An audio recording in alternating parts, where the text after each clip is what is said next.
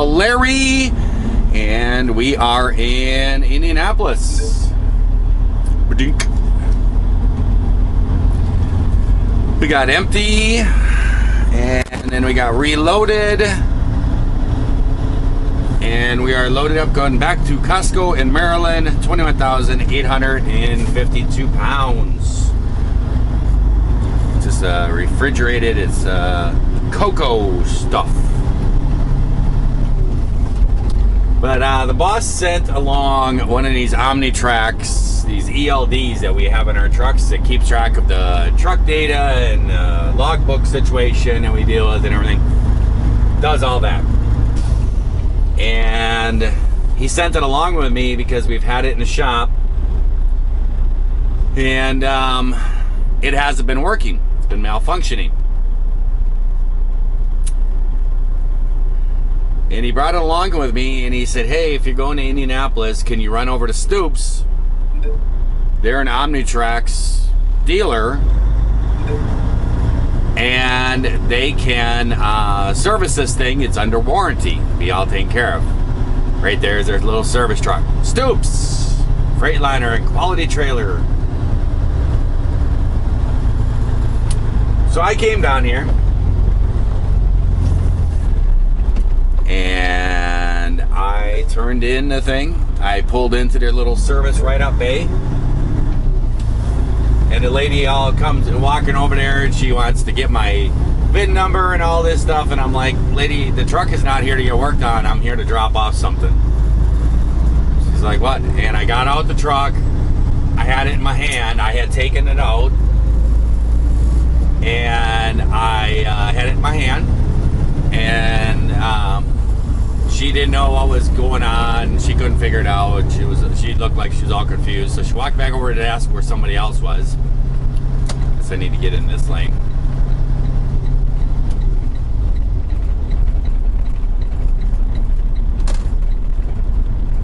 I guess there's 3 lanes.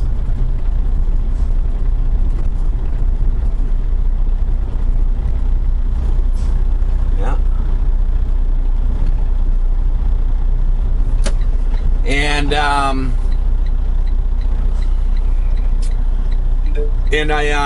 I got off out over to the service desk, had my mask on and everything else. Followed her over there, and I says, this is under warranty. We need you guys to look at it, try to figure out what's wrong with it. What can be possibly going on here? Oh, okay. She called back, got somebody on the phone, asked us a couple questions. What do we do here? Yep, I can get to it within the next hour. The technician guy that works on him said, I can get to it within the next hour.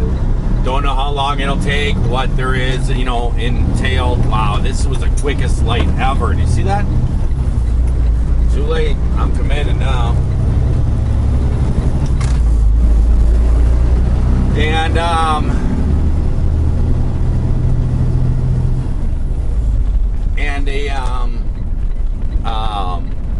and he's like, I don't know, I don't know what kind of time it would be and stuff. And I said, you know what, no problem. I got the extra time. I said, I'm going to head over to the pilot over there. I'm going to go to sleep. And I gave him my phone number. It says, I'll go to sleep for a couple hours. I'll get up. I'll call you guys. If I can't, if it's not done, I'll probably take off, and I'll probably pick it up the next time I come through. Okay, sounds good. Went over there. About an hour or so later, I get a phone call. And the guy goes, hey, your Omnitracks ELD is sitting out at the desk, all ready to go. It's got the paperwork with it and everything. Like, okay. So I walked over there. Walked up, asked at the desk. The guy goes, yep, here you go. Hands it to me with the paperwork. I said, all right. It's all good. Everything's working. Yep, you're all good to go. I said, okay. Appreciate it. And I left, and as I was walking back, I'm looking at the printout sheet to kind of see what the problem was, you know, and you know, what had to be fixed, blah, blah, blah. And I looked on there, and they actually charged for a half an hour of labor for cleaning this truck due to COVID. It's on there that it's half an hour labor spent cleaning this truck due to COVID. Sorry about that. I had a little issue there with the camera. But yeah, he says that, yeah, they charge like $100. He goes, some kind of service fee. I don't know what it was for. And I showed it to him. I says, they charged a half an hour for cleaning my truck due to COVID, but they never stepped foot in my truck. The lady was like trying to get up into my truck, and I was like, lady, you're not working on this truck. You're working on this. I'm handing this to you. So then I took it down there, and I actually have these little wipe things, these disinfectant wipes and stuff that I carry with me in my door. And as I got out, I grabbed one, and I actually was wiping it down with that when I handed it to him. And the guy that I handed to, he saw me doing that, and he goes, I appreciate that.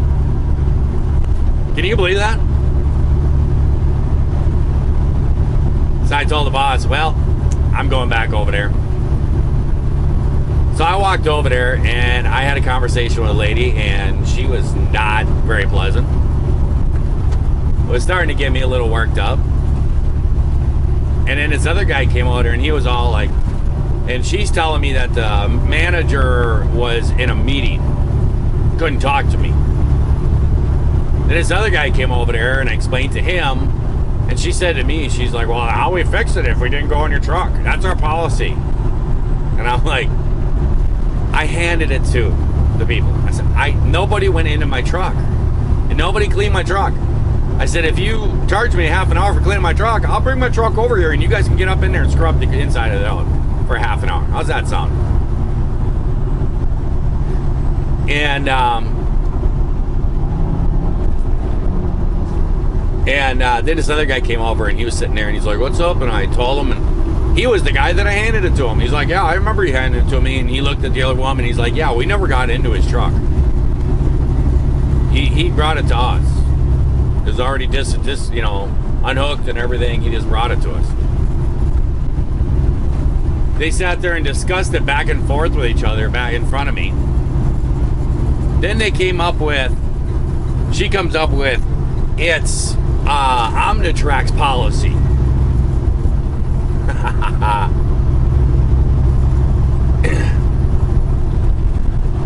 And then I said, I just sat there and closed my eyes, shook my head. It don't pay to argue with them, because they're not going to, it's a never ending thing, But it's deceit. And I talk about this all the time. I talk about how, I'm trying to get over there, buddy, good enough. I talk about all the time how you're out in these shops and stuff like this, and if you're not a local person, they will overcharge you and charge you with stuff. Because what are you going to do about it? Nothing. It happens all the time out here. It's a big problem in trucking. And I sat there, and then us and the other guy goes, yeah, you can call back and talk to the manager if you want to. He goes, but he's gone today. And I just looked at the other lady. I said, I thought he's in meetings. And she started opening her mouth, and I just said, hey, I put up my hand. I says, I'm done talking about it. I says, I'm just going to notify you right now. My name is LongHaul Larry. I have a YouTube channel on YouTube. And I'm going to make a video about this. I said, because this is pure and outright deceit. That's all it is. You never touched my truck. You never went inside my truck. You never did anything. And you're charging for a half an hour of labor to clean my truck due to COVID. You're using the COVID virus as a means to charge money. That's wrong. And she just looked at me and stuff, and I says, so I'm going to talk about it on the video. And I says, if you guys, that's what you guys want is negative vibes out there about you guys, you go for it. And I said, but I can tell you what, this is not my first time with you guys. Because when I was independent, I actually had an issue with a truck. This guy's just all over the place. I'm trying to get past him. He's just weaving all over the place.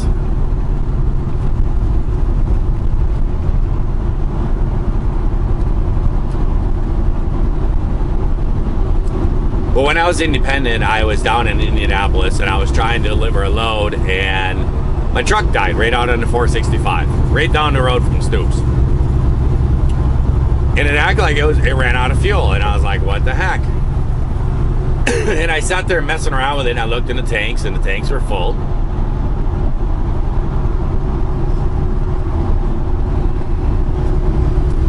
And I looked in the tank and it was full, and I'm like, what the heck? And I had some starter fluid, and I decided, I was sitting on the side of the shoulder of the road.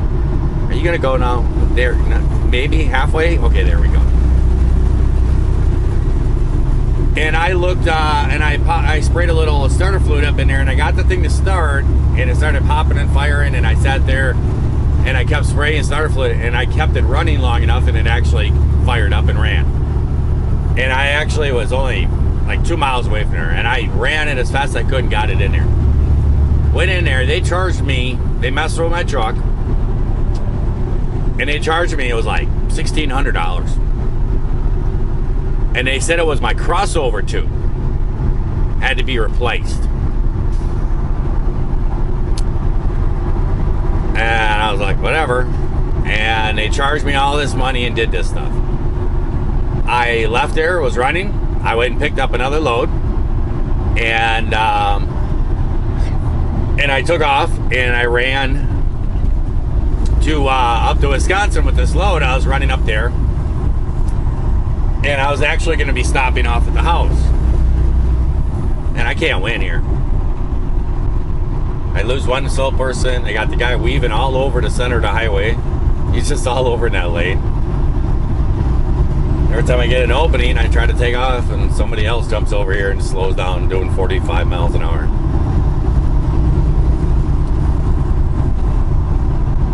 The other guy's just barely going over the speed limit, whatever. But I drove up. I think I delivered a load, and then I was going up north of Milwaukee for my next load, and my truck died again, and I rolled it off on an off ramp, and I got out, and I'm like, what the heck? And I started looking at it, and I grabbed the flashlight, and I looked down in both fuel tanks, but one fuel tank was empty, one was loaded, was full. And I was like, what the heck?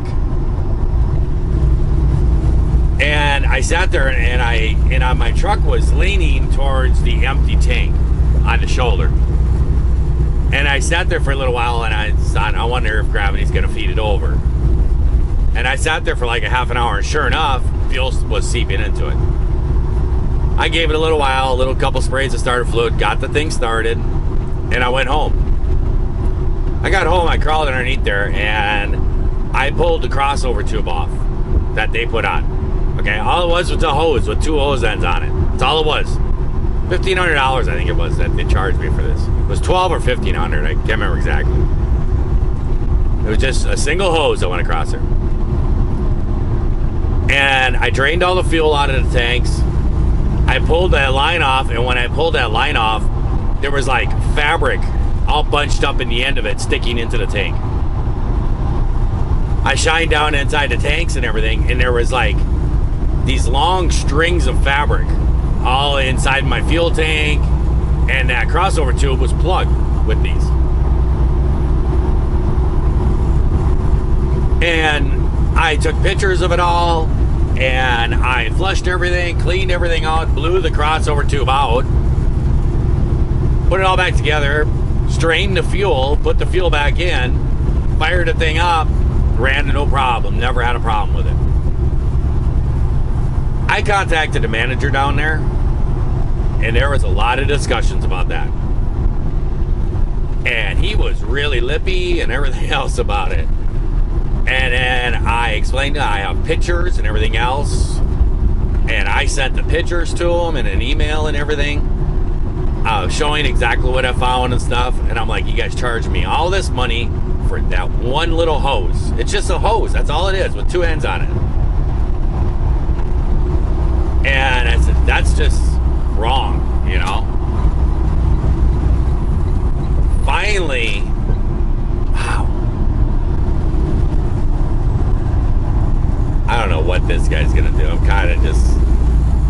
I just lay back here. I don't know. This guy in the last second, he's going to jump over like that. Yep, there he goes. I told you.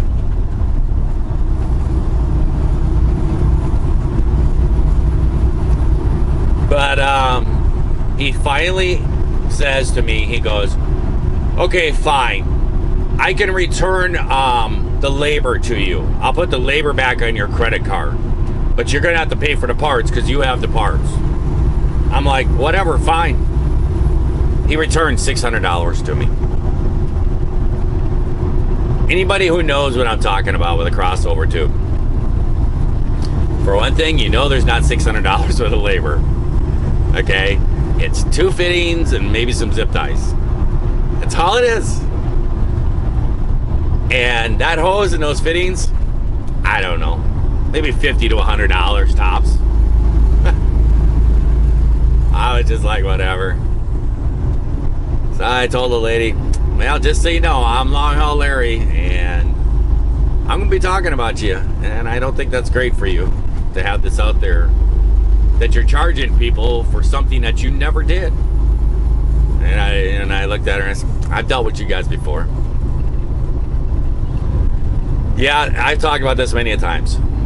You're out on the road, you break down, you're at the will of whatever place you're at, and they fix you, and they will overcharge you, they won't fix you right, they'll temporarily just try to get it going and try to get you out of there, because guess what? The next day, you're going to be 700 miles away. They don't care. It's crazy. I got to get around these guys.